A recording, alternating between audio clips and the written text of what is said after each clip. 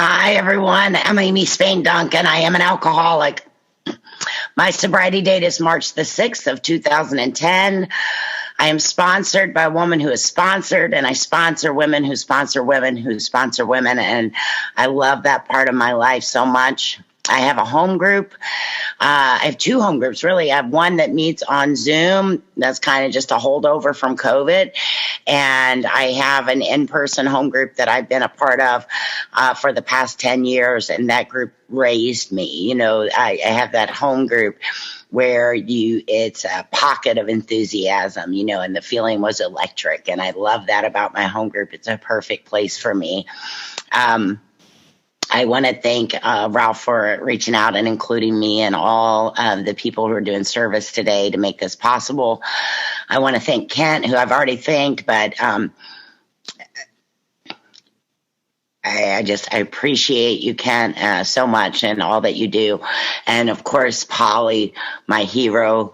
The first time I met Polly, I actually cried. Like I fangirled out. I totally was like, "You're Polly Pistol," and she was so kind and sweet to me, as she is to all of us. And I just can't thank you enough for that, Polly, because when I got here, I thought the ego is a tremendous thing. And the ego will say, I'm the best or I'm the worst. But what it wants to do mostly is separate you from everything else. And so my ego said, these women aren't like me.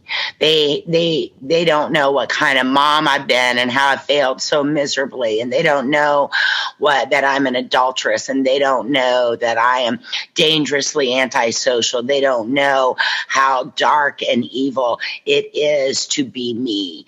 And, when women like Polly would get up and just full disclosure, then it gave me this hope that maybe, just maybe, they're not like me now, right? They've had the 12 steps. They've had a spiritual experience. They're doing better in their lives, but we all kind of started from the same place. And so that hope was instilled in me. And so I'm just so grateful for women and men who are honest from the podium, because if you had kept it real general, I might not be here. I needed to know, I needed to connect. I needed to know that I was amongst friends and that you had a genuine concern for my well-being, asking nothing in return.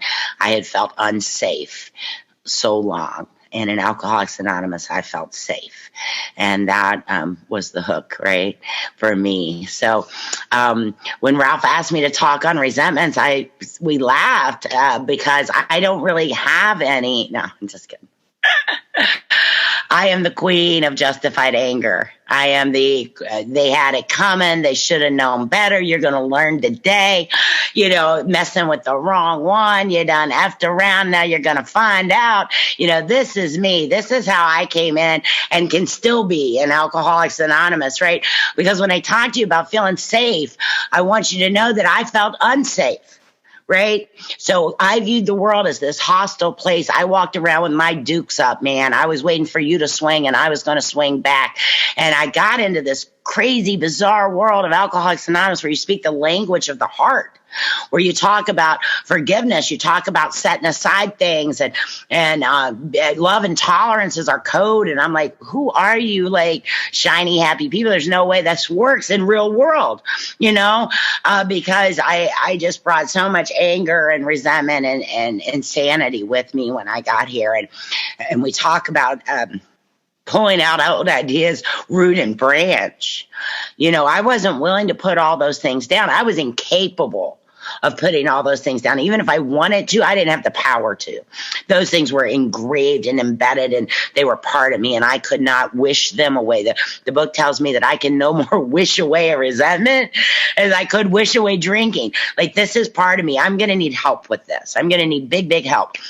And the truth is, maybe I don't want to let go of all of them. Maybe they fuel me. Maybe they make me feel superior. Maybe they make me feel this delusional sense of power. Maybe I want to hang on to that because they had it coming. So you had to convince me that it was in my own best interest to let go of resentment. Right? Because I want to hang on to things and I want to use them as weapons and justification for behaviors and ideas and ways I treat people. And And that's not going to work here. That's not going to work. And I needed this to work. So I was willing to do whatever you said to do.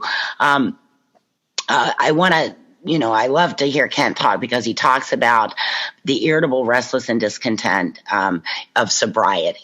Right. So that's the problem. The problem is I don't know how to be sober, and sober, I'm very uncomfortable, and sober, I'm irritable and I'm restless and I'm discontent, and sober, I'm full of rage and anger and I don't know what to do with it because I don't like me. I can't stand me. And so I can't stand you, and all these things. So this is what's happening to me when I get here. And I love it that Kent shares that at 60 days sober, he was going to take a T-bar to somebody. At 60 days sober, I squared off with my bunkmate at the homeless shelter, because this is where my drinking takes me. The annihilation of all things worthwhile, right? I literally got sober March 6, 2010 in a homeless shelter. It was because I was homeless. Like there were no other options for me. There was no place to turn. Family, I burnt bridges. They had let me stay, and I had broke the rules, and I had stole, and I had brought chaos. And so no more doors were open to me. No more doors were open to me. And this homeless shelter for women allowed me to come there. And I'm 60 days sober, living in the only place I can live, right? The outdoors is waiting for me. I don't have a lot of options. This is the last house on the block. And I had lived outdoors. I had done that, and I had gotten tired of that. And so with all this riding on it, I still, at 60 days sober, square off with a bunkmate over something ridiculous, And she said to me, Amy, what is wrong with you? And I said, I don't know. I am 60 days out from everything that makes things bearable. And I want to hit somebody. I want to knock somebody out, man. This is uncomfortable. I don't know how to be in this body and be sober. I don't know how to deal with great big emotions. And I don't know how to deal with pain and remorse and regret and all the things. See, because I would blot out the consciousness of my intolerable existence. And that blotting is gone. I'm wide awake. And there is nothing to numb it. And the thoughts of my failures as a mother, the pain I caused my children, the things I had done to my family and to loved ones and to anyone in my path, were just crushing down on top of me. And that's what I brought to you guys. That's what stumbled into Alcoholics Anonymous. And I thank God for the people who are in the rooms, and I'm not unusual. You see me walk in all the time, and what a comforting feeling that is. But so here I am, desperate to be sober because I can't live the way I'm living anymore. I literally had reached the jumping off point. I was suicidal and homicidal when I arrived at Alcoholics Anonymous. When I got here, I knew this was my last shot. Like, this had to work or else I was going to jump off a bridge. Like, that was the plan. I knew the bridge. I knew how I was going to get there, and I was just going to, nosedive off that thing. And that's where alcoholism had taken me. That's where I was. And I started getting busy in the steps and in this literature. And I have literature-based sobriety because it made sense. It made sense. I remember opening the book to "There is a solution," and tears would just fall from my eyes. Just that sentence. There is a solution. The gratitude I felt for that, and the hope I'd gotten when I got to you guys, right? So step one, I'm powerless. I'm insane. I drink when I don't want to drink. I drink when I shouldn't drink. I drink when I promise myself I'm not going to drink. I'm powerless over that. And my life is obviously unmanageable. I'm estranged from my family. I'm estranged from my children. I am living on the streets of Louisville, Kentucky. I am badly underweight and malnourished. My hair is falling out. My teeth are missing. I twitch a little bit. I got a little jerk. Probably say, I love Zoom. When I speak, I don't usually see myself, but when I talk on Zoom, I look looking. I'm like, you've had a stroke, lady. Like, your whole side of your face is kind of sunk in, right? And I probably did, because I did a lot of side dishes. I drank every day, and I like to fight. And when you fight, you take a lot of hits to the head. And when you're drunk, you fall down a lot. I probably did at some point, do some damage, And like I said, I was bewildered, and I was bedeviled, and I had little control of my emotional nature. And these steps, see, we're going to start straightening out. We're going to start straightening out, but it's not until I get to 4 that I've got some action to do, right? So 1 is like, do you identify as an alcoholic? And, do these things happen? And as it's laid out in the doctor's opinion, yes, check, check, check. Yes, check, check. That's me, that's me, that's me. And then step 2, this came to believe, man, I came to believe because of women like Polly. I came to believe because of the women in my area that got up at the podium and said they were like me, and now they're not. And I didn't know about a higher power, but I knew that AA seemed to work. At least you said it did. And I came to believe you. And you were the power greater than me for a long time. And I read that last sentence in Doctor's Opinion where it says you can rely absolutely on anything these men say about themselves. And I underlined that. And I thought, trust something. Trust something, because you haven't trusted anything for so long. And so my step 2 was trusting you. That's how it began. And then step 3, I got on my knees with my sponsor. We said a prayer, and she said, you've made a decision. I said, okay. She said, you made a decision that we're going to go through the rest of the steps. And I'm like, okay, I'm in for that, and so this is what I'm going to do. I'm going to do these steps. And then she would say, once you do the step, like, your life's none of your business.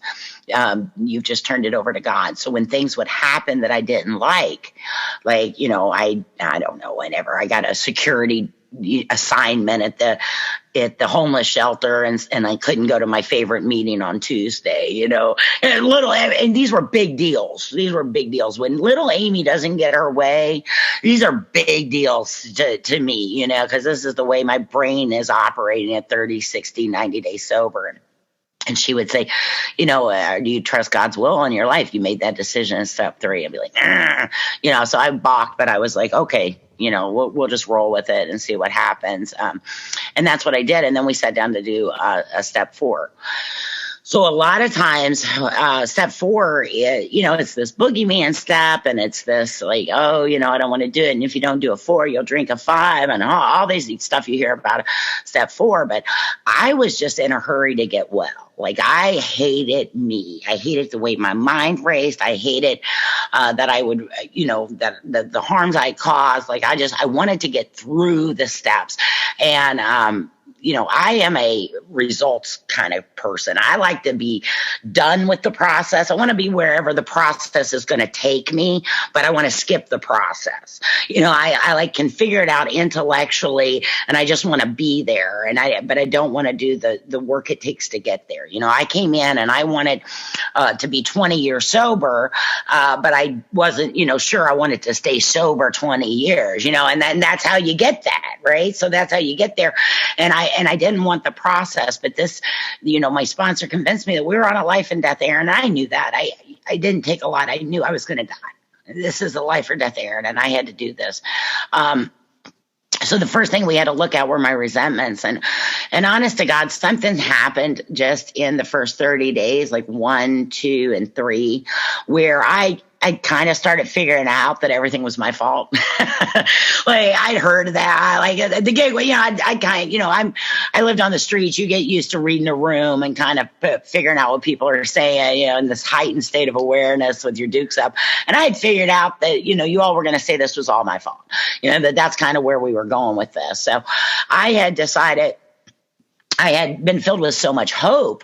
I was on this pink cloud, right? And I wasn't mad at anybody. Like, it's fine. I don't have any resentments. Let's call it even. Right? That's what the alcoholic wants to do. Let's call it even. And I had to get into listing resentments and understanding what those were. And in the book, obviously it does this great job of breaking that down for us. And it tells me that being convinced of self manifested in various ways, which was what had defeated us, right? And so resentment is when little Amy didn't get her way. When little Amy got her toe stepped on, when I didn't get something I wanted or I didn't get to keep something I had, when you got inside my bubble, right? So much of my resentment is wrapped up in my lack of humility. This expecting and deserving attitude that I had walking through life, like it owed me something and you owed me something and I should just have everything I want. And I know where I got this mindset that told me that everything was supposed to go little Amy's way. And when it didn't go little Amy's way, little Amy would throw a fit and, maybe violently attack you, certainly cuss you out. And, and then I would do things to you. We used to have a guy in AA here that said, they'll get drunk at you.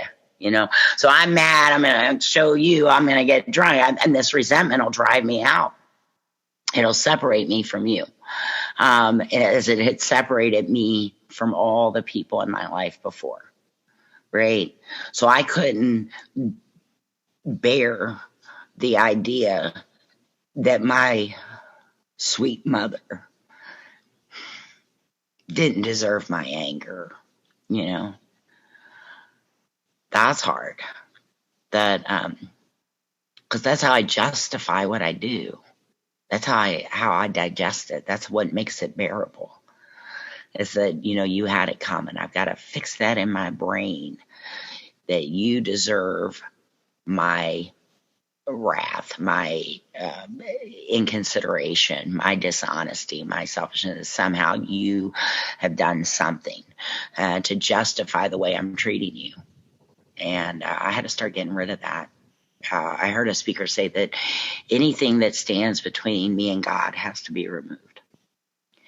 And right, so in our book it says that it's a form of spiritual disease, and it says that what it does is it separates me from the sunlight of the Spirit.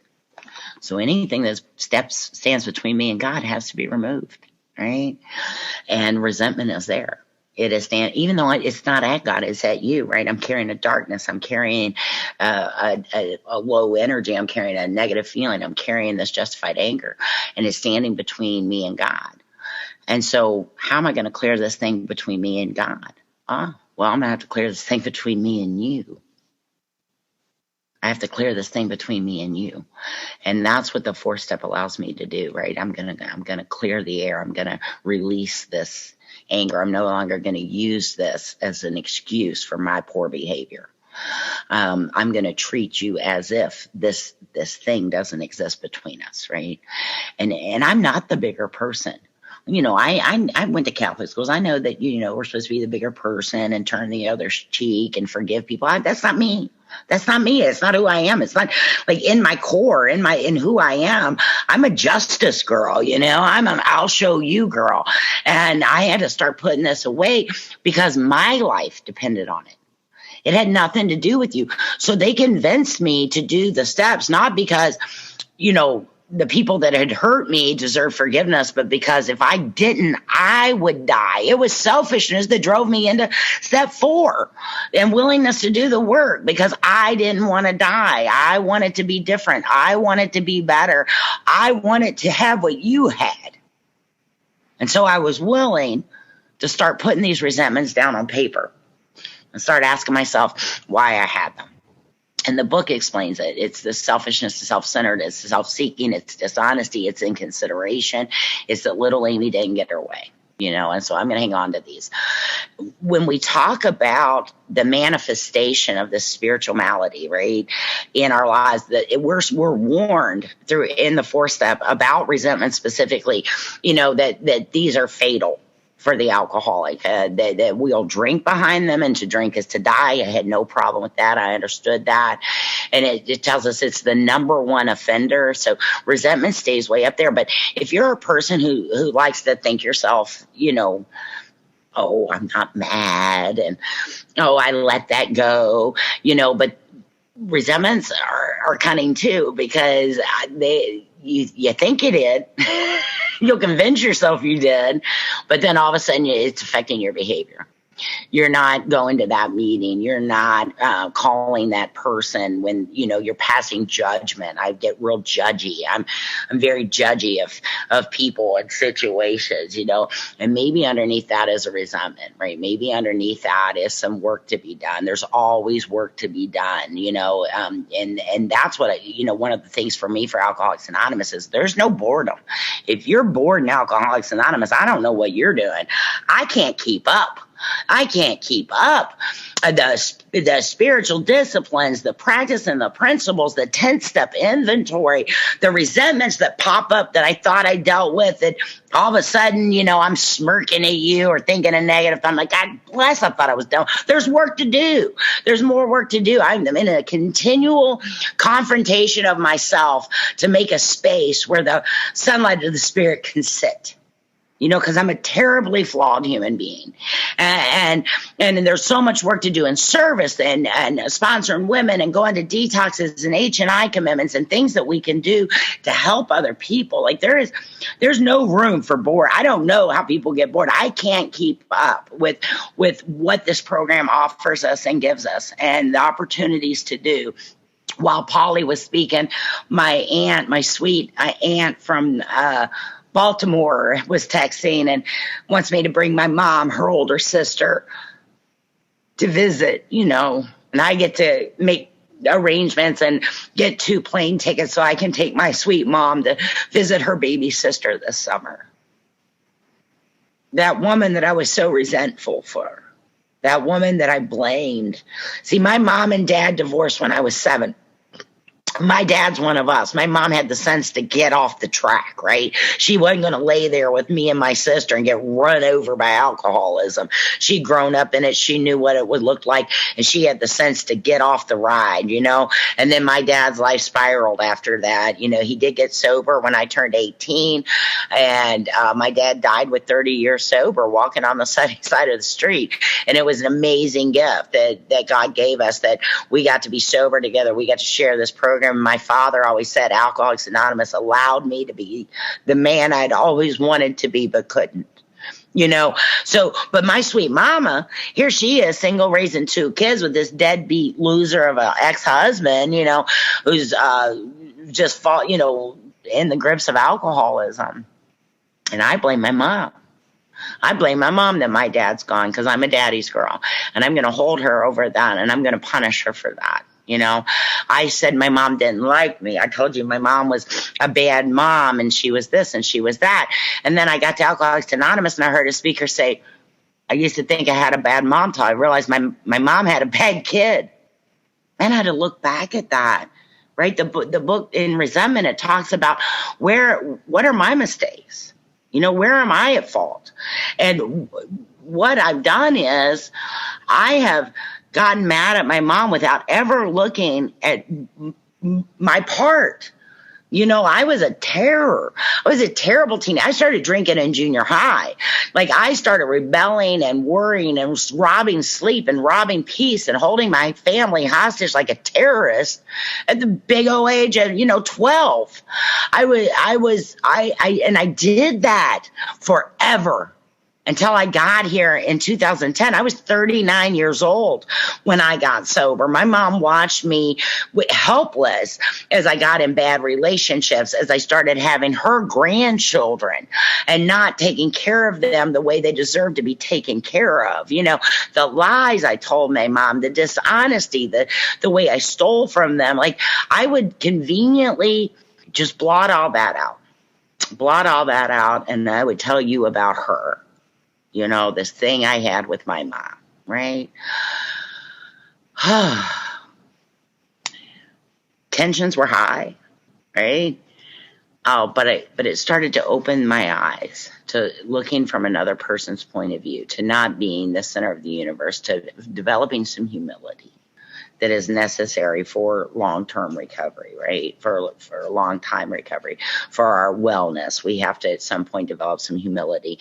And step 4 kind of gave me this, what if it's not them? What if you have been dishonest about your own dishonesty? Maybe the story you've been telling isn't true. Maybe there's another way to look at the story you tell. had my second baby. I was dating a bouncer at a bar because I like to fight, right? And he likes to fight, so we would get drunk and beat each other up all the time. And I ended up pregnant by him, and he didn't want a baby, and he didn't want me because I'm insane. And he took off, and I, in return, started dating his little brother. Not only did I date his little brother, I convinced this man to marry me. We're good at that. We are, people like us, we're pretty charismatic. We mostly have lucky breaks, and I convinced this poor sap to marry me, and I was married to him for 10 years, and on my fourth step until alcoholism and then the divorce and all of that. But in my fourth step, I had my mother-in-law down as like the reason my marriage didn't work out. My sponsor was like, really? And I'm like, yeah. Oh yeah. She never treated me well. Let me tell you, the woman was mean. You know how mother-in-laws can destroy a marriage, and I blamed her for this. And I was so mad at her for, shunning me and giving me the cold shoulder and not treating me the way I thought she should. And my sponsor was like, honey, you don't see where you set the ball in motion. I was like, I gave her beautiful children by all of her sons, like I was insanely delusional, My sponsor just shook her head, the way we shake our head, people are like, And she waited for that moment, like when I went, and then she was like, good Lord. But honestly, up until that point, I had blamed that the story I told was a lot different from the reality. I had stepped on that woman's toes. I had set the ball in motion. Like I had no accountability in that. But that's why sponsorship is so important when we're doing the steps, when we're going through this book, because I can't see me. And I think I'm telling you the truth because I'm telling it from where I'm sitting. But a sponsor gives you eyes, right? It gives you a different view of something. It helps you kind of unravel that, I can't see my mistakes. I can't see where I'm at fault. I can't see where I stepped on the toes of my fellows and they retaliated. I only see the retaliation. I have this view of me. I want to protect, the ego wants to protect who I think I am, who I want you to think I am. And the courage, the principle behind step 4, the courage it takes to strip all that down, and honestly look at your life as it actually is and your part in it, and then, but now I'm left with this other problem. What do I do about it? Like the book tells me I can no more wish these things away. But our book is amazing in that it tells us there's prayers all through the book. We think about 6 or 7 and prayer, the 7-step prayer, 3rd-step prayer. We think about all these prayers, but the 4th-step prayer on page 67, it says we asked God. So that sounds like a prayer, right? If I'm asking God, if I'm talking to God, it sounds like a prayer. And it says we ask God to help us show them the same tolerance, pity, and patience we would cheerfully grant a sick friend. Oh, now we're talking about change behaviors. Hold on. I thought we were making a list. I thought we were just going to, where this was going to be about discussion, No. We're talking about showing them, not telling them, not telling you, showing them. How am I going to do this? How am I going to show my mom love and tolerance when inside me I'm carrying this bitterness and anger I can't let go of, right? And we all know about the resentment prayer in the back of the book, but what about the one in the 4th step? God save me from being angry. Thy will be done. Man, I can read this book, but I don't know what that looks like. I don't know what the application of that means. And this is where the fellowship and the unity and sponsorship come in. This is where being honest with what's going on with you and getting the experience of other members is helpful. Because I can pray, God save me from being angry. I can ask God that he let me show them. But man, I can't get there. I can't get there. When I get around my mom, I feel all judged and I start getting angry because when I feel insecure, when I feel judged, when I feel like you're coming at me, I put my dukes up, real or fancied. You might not even be thinking about me. That's how crazy I am. I had a lady come up to me at a meeting Thursday, and She said, hey, last week I said hi to you and you said, what's up? And I said, yeah. And she said, well, I took that personally. And I'm like, I'm confused. And she was like, well, I thought, there'd be more. I thought you'd be like, you would hug me. It just seemed indifferent. It was just kind of a casual like, hey, what's up? And I needed a little more. And I took the person. So I was just wanting to make sure, are we good? Holy crap, are you kidding me? I had just got cussed out by a lady I was trying to help. I was sponsoring her and she got drunk. And so, that's my fault and AA's fault. And she called to let me know how it was our, F you and all this and all these names. And I don't, I try to be, I try to be, real spiritual, but, it's, when you cuss me out, there's a little part of me that wants to clap back, a little thing. It's not all the way gone, I'm hoping if I stay sober as long as Polly, it'll roll off me like a duck's back, but now it takes a pause. There's a long, God save me from being angry. How would I treat a sick friend? Because really, when you say it's on site, I'll see you when I see you. I want to, that could be now. Where are you? Let's go, because I still carry some of those instincts, those old behaviors. I told you I was dangerously antisocial when I got here. I'm a fighter. I'm a put up your dukes. And what it is I'm afraid. I'm scared. And so when I get afraid, that fight or flight, every animal, every's got one, right? So an armadillo rolls up in a ball and he disappears under a bush. I get big like a grizzly bear. I get big and I get loud and I get aggressive, and all I'm trying to do is scare you away because I'm scared.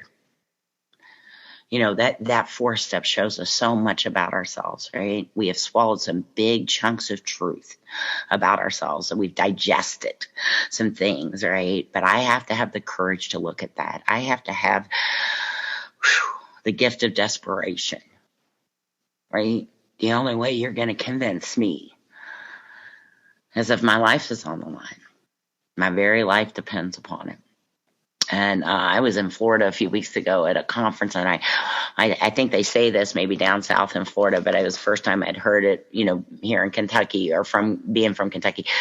But they talk about that moment when grace and desperation collide in this magic place. And when grace and desperation collide, I get a sobriety date. And when grace and desperation collide, I have the courage to do a 4-step.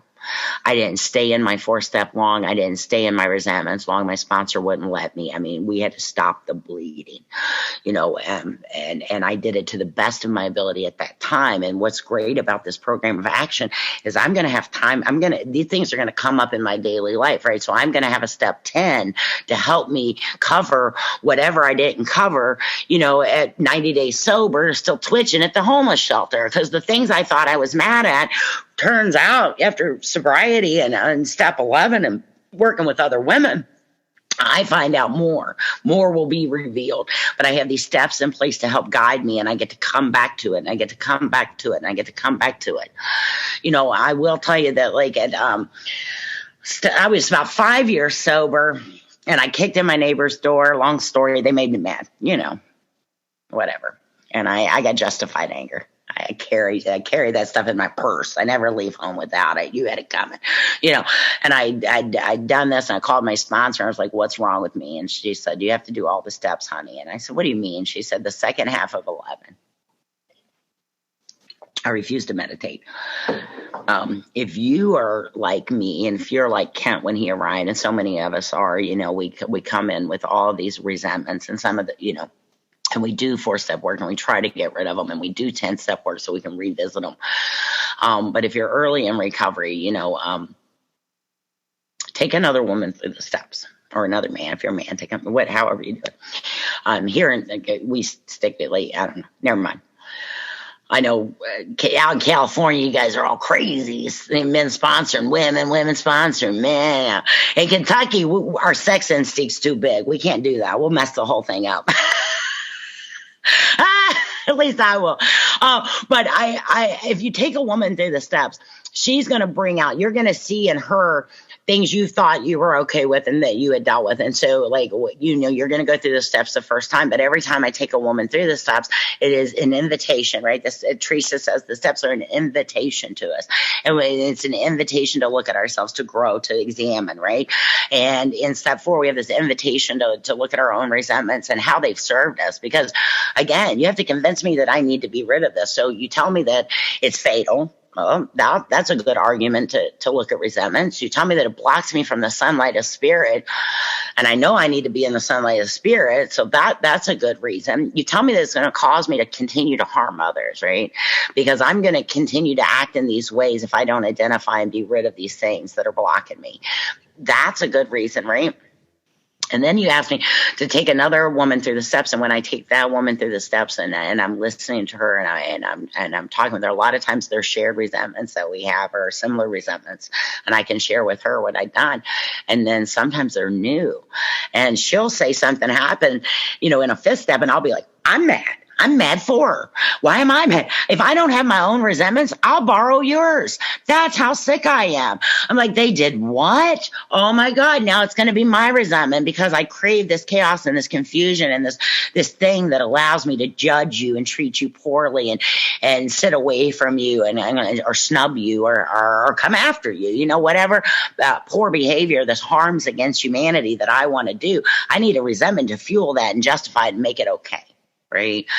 So we're continually struggling and reevaluating these in our resentments, and in 10 step, we get to look at that, right? Because my resentments they're going to kind of change my behavior and how I want to be versus how I am. My dad would always say, when you're about to act a certain way or do something, he said, ask yourself. He said what he did was he would say, would you act this way? His sponsor's name was Doug. He said, would you act this way if Doug was in this room? Would you say those things if Doug was on the phone, right? Because we feel like we know what to do, but as long as you're not looking, I'll do what I want to do, and I don't want to be held accountable. But when I hold myself to that standard, somebody that you admire, respect, or has something that you want, would you behave that way in front of them? And for me, I would behave whatever way I wanted, regardless of who was there. And that's something I had to look at in my behaviors, right? Because I'm the mom that did not provide safety and security and consistency for my children.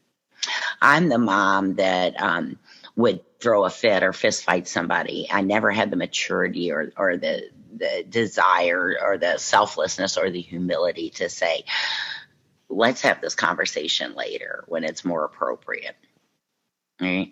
My anger, I have a diffuse that was so small, I would just go from 0 to, let's fight before you finish the first sentence, because I had these great big emotions that came up, and I had to start this spiritual malady that was affecting everything I did.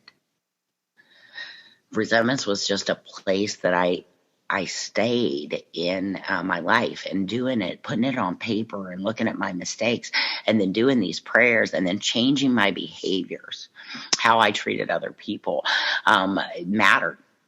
And it was part of this in this 4 and 5 that, I was able to effectively complete 6 and 7, because I always say 4 and 5 drove me to my knees. Our original manuscript, when it talks about 7, it says we humbly on our knees asked our Creator. And I can tell you that 4 and 5 drove me to my knees. It crippled me. It brought me down to my knees, because when I looked at these resentments, these things, these excuses, these reasons why I did all the things I did and treated you the way I treated you, and you would drink too, and don't you understand, and all these things the ego did to protect itself, that alcoholism did to protect the drink. When those lies started to be dissolved and broken down and my mistakes were shown, I was just left with an unbelievable knowledge, a knowing that I was going to have a higher power. And while it had been you for a while and that had gotten me that far, it was going to have to be bigger than you. Even bigger than you, and I thought the world of you, but I was going to need a higher power, one that could change a wretch like me, a woman who had harmed without guilt, without remorse. I had wielded the sword of righteousness, and cut to ribbons the people around me. How was I going to be something different? I knew I needed God. I knew I needed a God of my own understanding. And you all talked about this loving and forgiving and funny God with a great sense of humor. It was real big. And like Polly said, he loved me.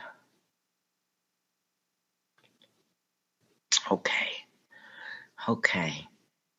We got to get broke down in these things. I got to know in 1, 2, and 3 that I need some help. And I got to be willing to start with me.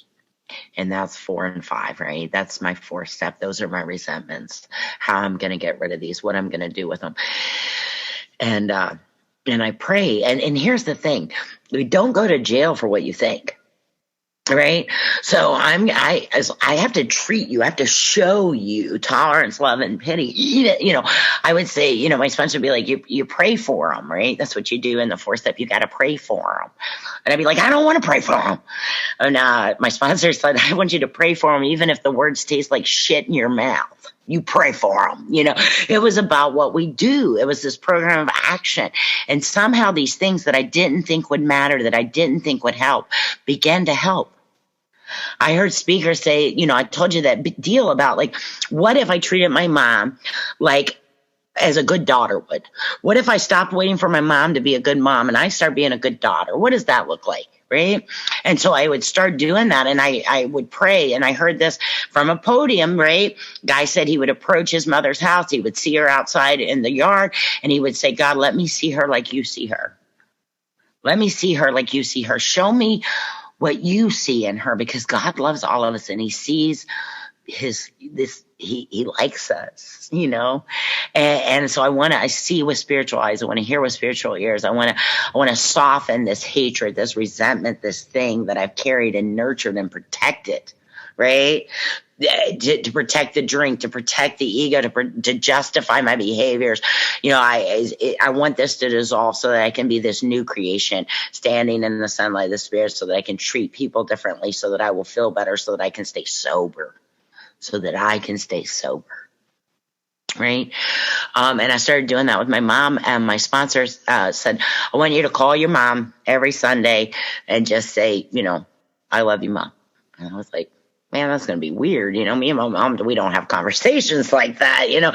Me and my dad do, but me and my mom don't. There's been this distance, this thing between us for so long, because she had such a bad kid when she had me. And, but I did it, right? I took the action. And I started calling my mom every Sunday, and this kind of lends itself to some of the amends I had made, an official amends to my mom, and that was good. And it was quiet over there, but there was more. There was a demonstration of this, right, in our homes. And even though I didn't live with my mom, this was a family, and Polly talked about this, and some of the people that think Polly talked about this, the reunion of these families, these loved ones that we've hurt, that we've and alienated from our lives, for whatever, or they have alienated from us because of the harm we caused. They've had to just pull back from us, right? And there's this restoration of love that can occur.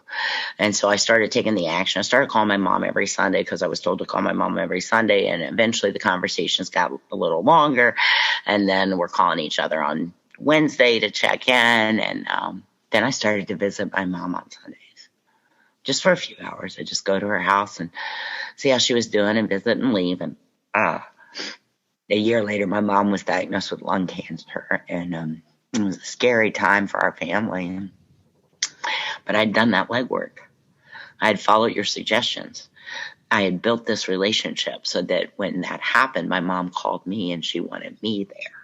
And I was able to go stay. My mom's cancer-free today, thank God, but it's been a long and crazy, 5 years getting there. But, I'm on the phone, right, while Polly's talking, getting plane tickets so me and my mom can go visit her baby sister in Maryland this summer. And that's something me and my mom do. And I have this relationship with my mother that I wouldn't have ever had if I hadn't been willing to look at those resentments, if I hadn't been willing to look at my part and my mistakes, if I hadn't been willing to ask God to help me show the same tolerance and pity and love that I would cheerfully grant a friend, that if I hadn't said the prayer, God save me from being angry, if I hadn't been willing to continue with the rest of these steps, and that step 9, that amends process, and that living amends to my mother, and that step 10, where I'm constantly looking at, where are you disturbed, Amy? What's going on with you, right? My sponsor's favorite thing, which I can't stand, but it's her favorite thing, and I've learned to do it, is in our 12 and 12, it says, whenever I'm disturbed, something's wrong with me, not the other man. The inventory is ours, not the other man. That was a big deal for me too, getting sober. I all my behaviors were justified, of course, because of your behaviors. And my sponsor was not interested in what you did. And I thought, well, you won't understand why I did what I did if you don't let me tell you what they did. And she would say, I don't care what they did. I don't sponsor them. Tell me the story as though you were the only person there. Well, I'll look crazy. And she's like, I think the only time I ever bucked up against my sponsor, okay, so my husband had made me mad, because husbands make people mad, and I don't have love tolerance and patience. I'm only about 4 years sober. I have some, but not a lot. And he made me mad. And so I go to the bathroom and I did my hair up and I put on fake lashes and perfume and, a cute little outfit. And I stormed past him to arouse suspicion and jealousy. Like, for that purpose. Like, that is, yes. What are you doing? This is what I'm doing. I'm arousing suspicion and jealousy. That's right there. Page 6. Look it up. That's what I'm doing. And I want him. And he's like, where are you going? I'm like, to a meeting. My indignant, let him know. He'll be sorry. Then treat me right. I didn't go to a meeting. I went to see my sponsor. My sponsor's like, why are you dressed up? I'm like, because I told Greg I was going to a meeting, and I wanted to arouse some suspicion and jealousy. And she's like, what? What are you doing? And I'm like, well, let me tell you. He did it. She said, stop right there. I don't want to hear what he did. And I'm like, what? She's like, stop right there. Well, you asked me what I was doing. I asked you what you were doing. Well, I don't want to hear what he did. Well, it doesn't make sense if I don't tell you what he did, and then I just tell you what I did. Dang it. Man, I was so mad. I swelled up. I said, why don't you just be on Team Greg then? And stormed away. And we're so dramatic, flipped my hair. Oh, my gosh. I had to learn to be sponsored. I had to learn to let go of resentment. I had to learn what that looked like. And I was allowed to do that through good sponsorship and the consequences of not doing it, and learning what that feels like. My dad used to say, do you want to be right or do you want to be happy? And I thought that was the most ridiculous question anybody ever asked me. I want to be both. Being right makes me happy. Like, I want to be right. That was that. What a stupid question. Do I want to be right or do I want to be happy? I want to be right and happy. Happy that I'm right.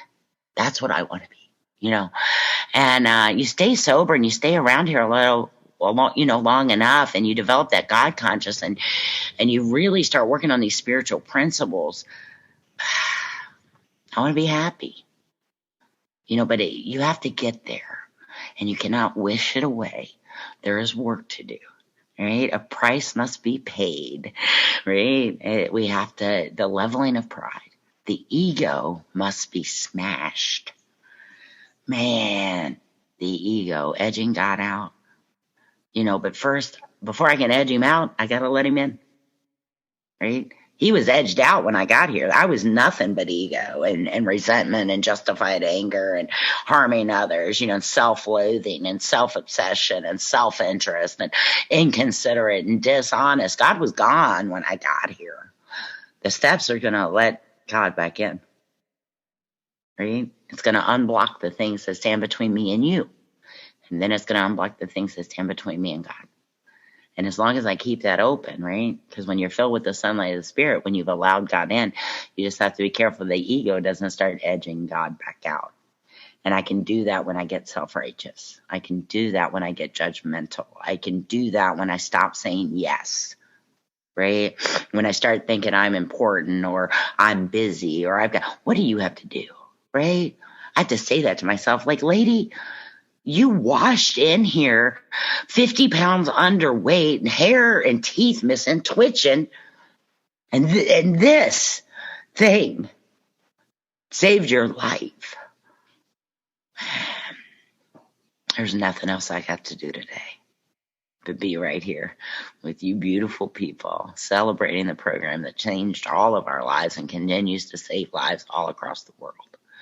You know, to be included, to be thought of. I'll tell you real quick, those kids I heard, I told you a little bit about my mom. My dad and I were able to heal our relationship. I was able to let go of those resentments. What about my resentment to Alcoholics Anonymous? What about that? What about my dad got sober when I was 18 years old and he got sober with you? And who were you that he couldn't get sober for me? You know, you know, I had to get over that. I had to get over that so that I could be here so that you could save me the way you saved him, you know? The resentment against, you know, people say, are you resentful against yourself? Of course I am. I hate myself, right? And I start doing esteemable acts and I start giving myself credit. Like Kent said, what are you doing right? You know, and I start looking at that. I go foot to pavement in this deal, man. Ralph said it earlier. I'm a junkie for this. I love to feel good and AA feels good. You know, I love to be spiritually aligned. I love to be in the sunlight of the spirit. Growth is uncomfortable if you're new to the steps, and it doesn't feel as great as everyone seems to think it, you know, it's telling you it feels. I get it. It doesn't. But I promise you it's worth it. I promise you it's worth it. And I don't balk anymore when it's time to do a 10th step. I was telling you, at 5 years sober, I was still doing that. I had to do 11 step again, you know, really get into 11 and practice meditation as part of my program of recovery, follow all the rules, come all the way in, sit all the way down. I had to start building on that part of my thing. And when I did the steps in 2010, I do the steps when I take women through the steps.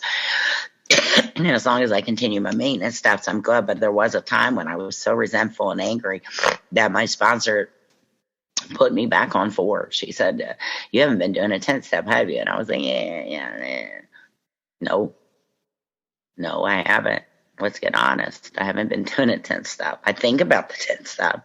I can recite the 10th step. I talk to you about the 10th step, but I've been doing a 10th step. You know, I'm dancing in my prayer and helping others, but where's the self-inventory, right? Where's the mirror? Where's the thing that I'm supposed to be doing to stay in spiritual alignment, right? To continue to guard against selfishness and dishonesty and fear. Where is that? Or am I just letting it pile up? And my sponsor said, man, I need a whole 4 set from you. Like, you're sick. Oh, all right, you're right, I am. You know, so as we go through the day, and we're going to learn more about these steps and why they're in order, and there's not one you can pick out and say this one. You know, there's so much. I can't wait to hear Leslie next and Candace later on. These, you know, get you some sheroes and heroes. You know, these men and women. What I love about these men and women is that there aren't any pedestals to put them on. You know, they're going to tell you, you know, I put my pants on the same way, and we get to be a part of this, and we get to learn from each other, and we get to love on each other, and we get to just say, you know, this is messy, man. Life is messy, and I'll never rise above human. But I think that I think we're doing okay. You know, I didn't drink today. I have an earnest desire to please God and get along with my fellows. I have an earnest desire to make sure that there is nothing blocking me from you and nothing blocking me from God. And then I'm willing to be used as he sees fit throughout the day. And, you know, Tim Highland, a member of my home group, he always says, you know, if you take care of God's kids, God will take care of you. And I believe that. You know, I don't have to worry about me today. I do. You know, the ego wants to, but I don't have to. My Heavenly Father has never let me down. And that's the truth. And the proof is in the pudding. And I can absolutely rely on anything these men say about themselves. What good news it is for us who suffer alcoholism. What a beautiful deal. What a beautiful deal we get to be a part of. Greatest show on earth. And I got a front row seat to miracles every day. The age of miracles is still with us. And our own recovery proves it. I know mine does. When we look at a 3rd step prayer and it says, take away my difficulties, the victory over them will bear witness. I thought that meant like I was going to get a car and $1,000,000, and then you all would know that God loved me and I wasn't wrong. This is how crazy I am, right? But my difficulty is I can't get along with you. My difficulty is I'll kick in my neighbor's door. My difficulty is I'll be mean to people and justify treating others poorly because of my own delusion and resentment and the inability to look at myself. Those are my difficulties, the spiritual malady that I suffer from. And I have victory over alcoholism today through the steps, through the service, unity, recovery, through the 3 legacies. That's what is bearing witness, the fruits of this, that I have a relationship with my mom and my children and my husband and myself. That's the deal. That victory over these things will bear witness that this program works. That if you follow the dictates of a higher power, you will presently live in a new and wonderful world, no matter what your current circumstances. All those promises are true. If you're new, I encourage you to keep on keeping on, man. Foot to pavement, nose to grandstand. The reward is great. The reward is great. And if you've been around a while, thank you. Thank you for making sure the doors were open when I came in all twitchy and nutty and crazy and loving me back to life and demonstrating this program for me so that I could follow. That's all.